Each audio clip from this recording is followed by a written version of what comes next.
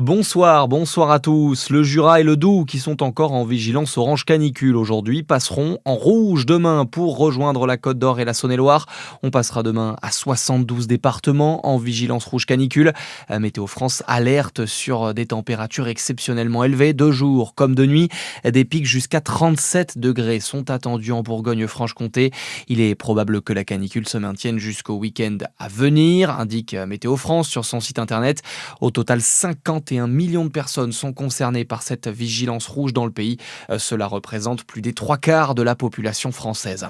Des fortes températures qui contraignent le département de la Côte d'Or à répandre du lait de chaux pour éviter que le bitume ne se ramollisse. 40 km de routes sont concernés. C'est un don un peu particulier qu'a reçu hier le Secours populaire de Beaune. Près d'une tonne de vêtements ont été donnés par la douane à l'association hier. Des habits utilisés pour dissimuler 235 kilos de cannabis dans un poids lourd contrôlé sur l'A6 l'an dernier. Tous les articles ont été minutieusement triés en amont pour détruire les contrefaçons. Un don colossal qui sera d'ailleurs partagé avec tous les autres comités de l'association dans le département. En région, les assemblées plénières débutent demain. En conférence de presse aujourd'hui, Jérôme Durin, le président de la région Bourgogne-Franche-Comté, est revenu sur les grandes orientations de son exécutif. Près d'un an après sa prise de poste, il revendique une ligne directrice unique, celle de la protection des habitants face aux incertitudes économiques, sociales et climatiques.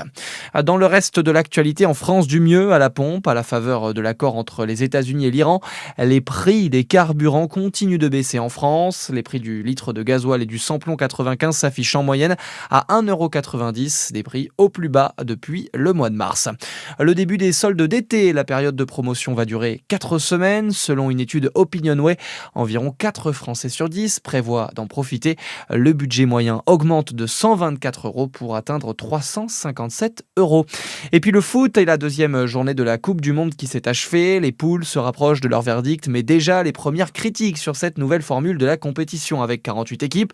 Les phases de groupe n'offrent pas beaucoup de spectacles et d'adversité, selon Pierre Maturana, directeur de la rédaction du magazine SoFoot. Plus il y a d'équipes dans le tableau, plus fatalement le niveau baisse.